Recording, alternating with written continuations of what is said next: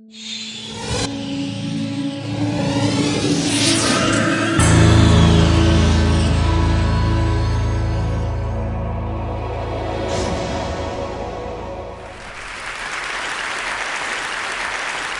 want to talk to you today about something the open source programming world can teach democracy. But before that, a little preamble. Let's start here. This is Martha Payne. Martha's a 9-year-old Scot who lives in the Council of Argyll and Bute. A couple months ago, Payne started a food blog called Never Seconds. And she would take her camera with her every day to school to document her school lunches. Can you spot the vegetable?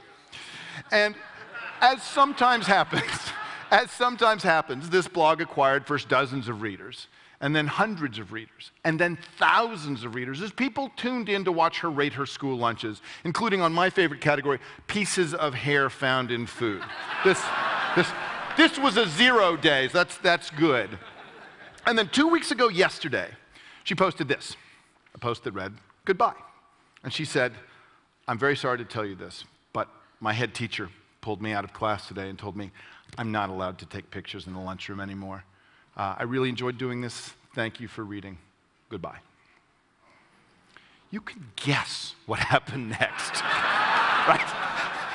The outrage was so swift, so voluminous, so unanimous that the Council of Argyll and Bute reversed themselves the same day and said, we would never censor a 9-year-old, except, of course, this morning.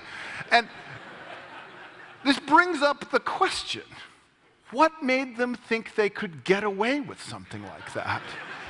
And the answer is all of human history prior to now.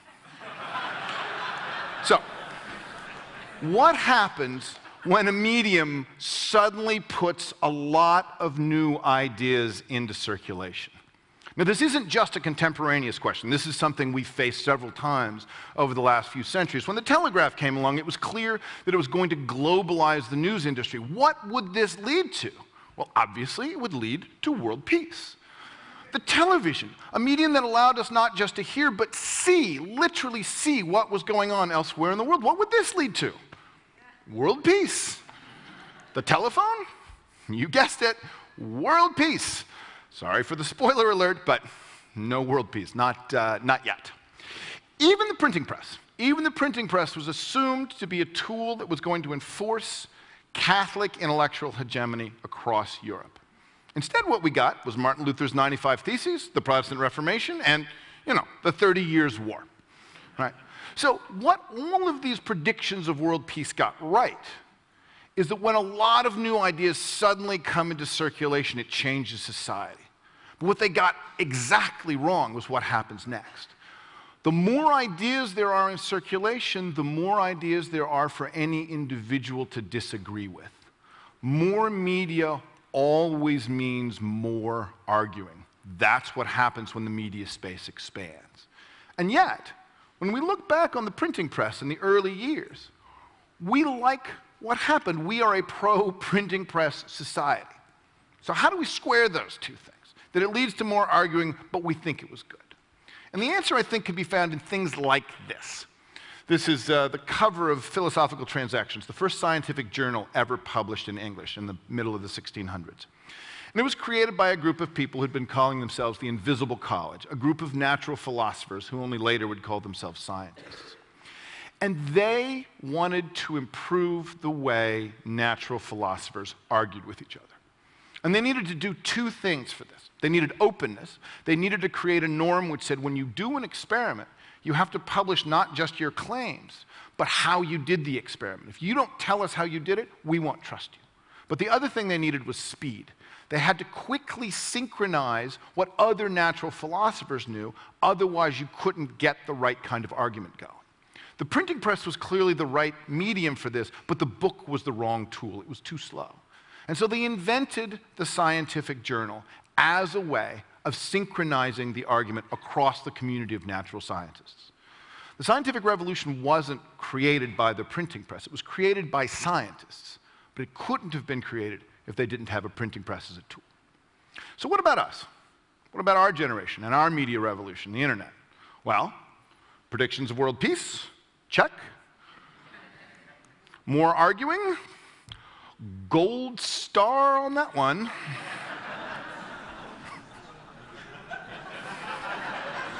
I mean, YouTube is just a gold mine.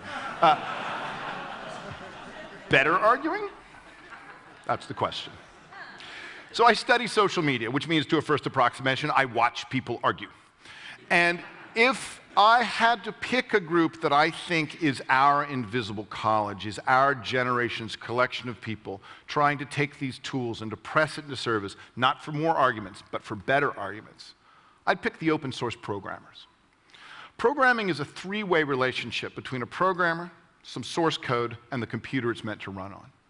But computers are such famously inflexible interpreters of instructions that it's extraordinarily difficult to write out a set of instructions that the computer knows how to execute. And that's if one person is writing it. Once you get more than one person writing it, it's very easy for any two programmers to overwrite each other's work if they're working on the same file, or to send incompatible instructions that simply causes the computer to choke. And this problem grows larger the more programmers are involved. To a first approximation, the problem of managing a large software project is the problem of keeping this social chaos at bay. Now, for decades, there has been a canonical solution to this problem, which is to use something called a version control system. And a version control system does what it says on the tin. It provides a canonical copy of the software on a server somewhere. The only programmers who can change it are people who've specifically been given permission to access it, and they're only allowed to access the subsection of it that they have permission to change. And when people draw diagrams of version control systems, the diagrams always look something like this. Right? They look like org charts. And you don't have to squint very hard to see the political ramifications of a system like this. This is feudalism. One owner, many workers.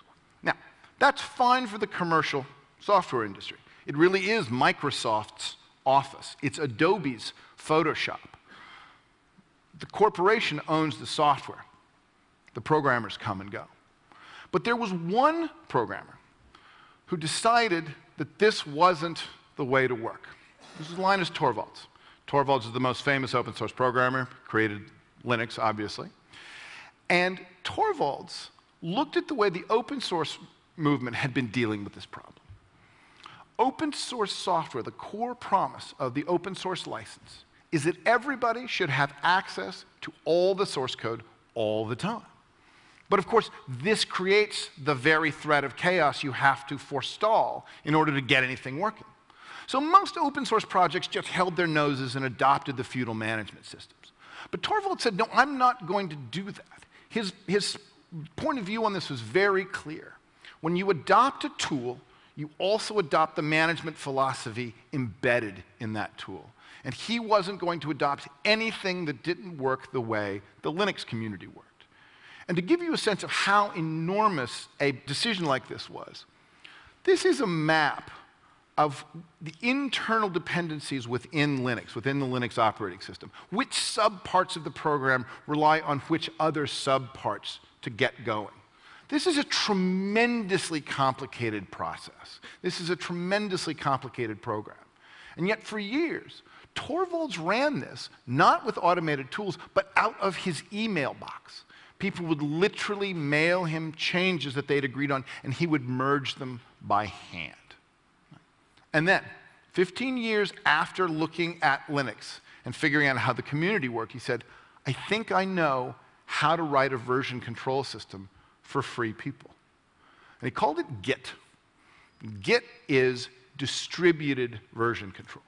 It has two big differences with traditional version control systems. The first is that it lives up to the philosophical promise of open source.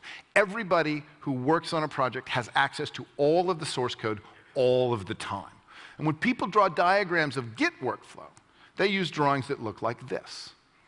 And you don't have to understand what the circles and boxes and arrows mean to see that this is a far more complicated way of working than is supported by ordinary version control systems. But this is also the thing that brings the chaos back. And this is Git's second big innovation. This is a screenshot from GitHub, the premier Git hosting service. And every time a programmer uses Git to make any important change at all, creating a new file, modifying an existing one, merging two files, Git creates this kind of signature. This long string of numbers and letters here is a unique identifier tied to every single change, but without any central coordination. Every Git system generates this number the same way, which means this is a signature tied directly and unforgeably to a particular change. This has the following effect. A programmer in Edinburgh and a programmer in Entebbe can both get a copy of the same piece of software.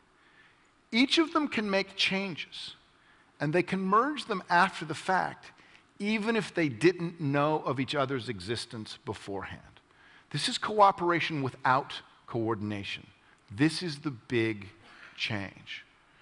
Now, I tell you all of this not to convince you that it's great that open source programmers now have a tool that supports their philosophical way of working, although I think that is great.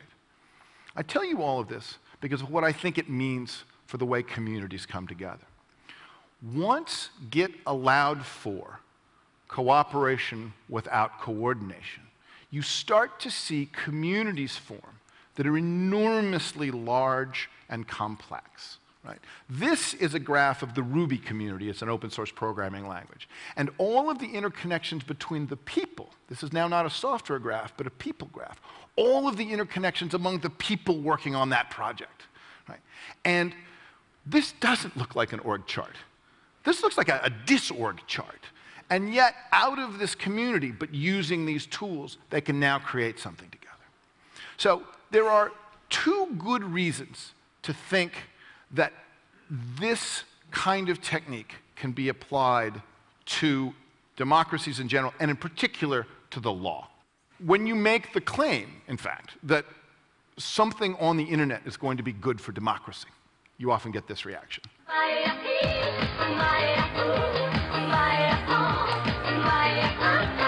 Which is, are you talking about the thing with the singing cats? Like, is that the thing you think is going to be good for society?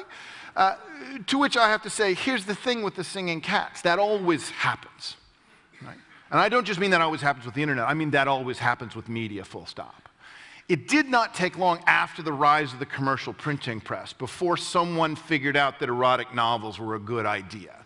You don't have to have an economic incentive to sell books very long before someone says, hey, you know what I bet people would pay for? It took people another 150 years to even think of the scientific journal, right? So the harnessing by the invisible college of the printing press to create the scientific journal was phenomenally important. But it didn't happen big, and it didn't happen quick, and it didn't happen fast. So if you're going to look for where the change is happening, you have to look on the margins. So the law is also dependency related. This is a graph of the US tax code and the dependencies of one law on other laws for the overall effect. So there's that as a site for source code management. But there's also the fact that the law is another place where there are many opinions in circulation, but they need to be resolved to one canonical copy. And when you go onto GitHub and you look around, there are millions and millions of projects, almost all of which are source code. But if you look around the edges, you can see people experimenting with the political ramifications of a system like that. Someone put up all the WikiLeaks cables from the State Department along with software used to interpret them, including my favorite use ever of the Cablegate cables, which is a tool for detecting naturally occurring haiku in State Department prose.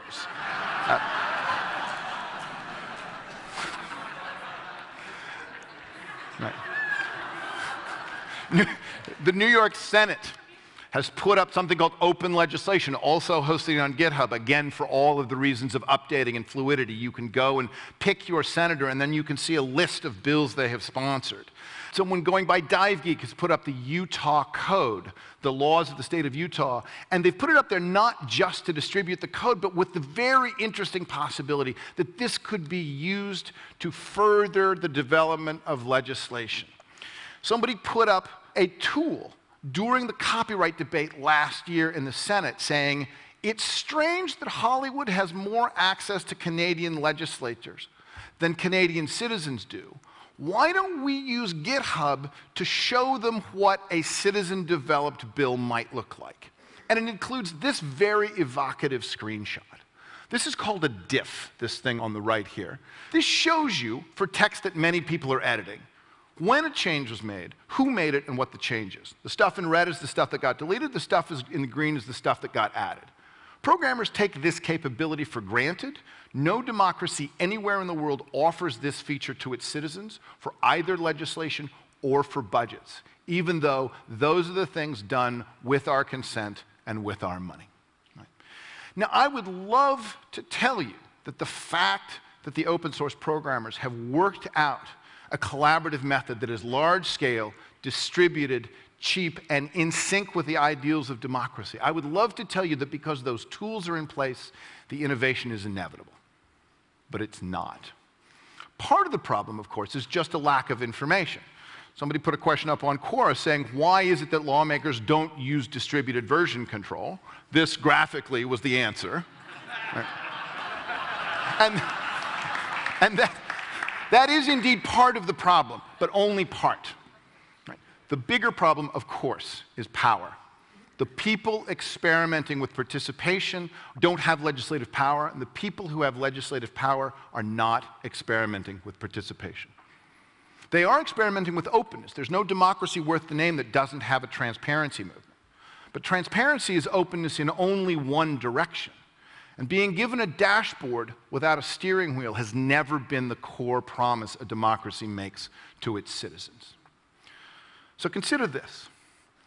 The thing that got Martha Payne's opinions out into the public was a piece of technology. But the thing that kept them there was political will.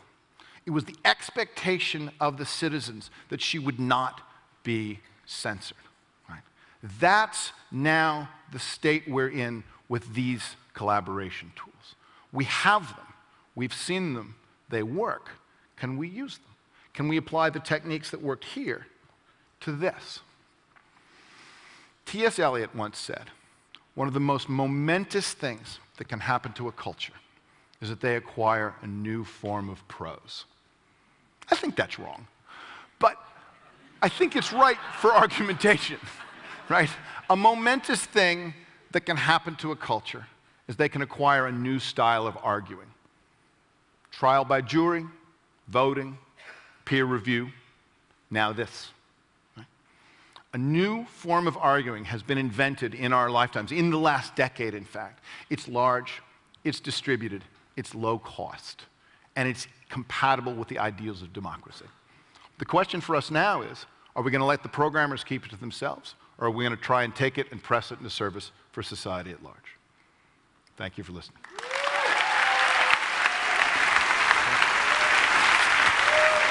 Thank you. Thank you.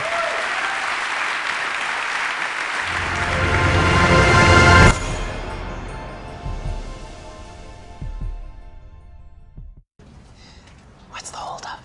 He's looking for his dongle. We need a dongle. Yes, we need a dongle. Brandon usually brings the dongle. Susan, do you have a dongle? No, I didn't bring my dongle. Having a little dongle issue. Dooley has a dongle. I don't have a dongle, sir. Let's get started. Do you guys have a dongle? We're not using dongle. See? It's pretty cool, huh? Nice. Share files instantly, only on the Galaxy S3.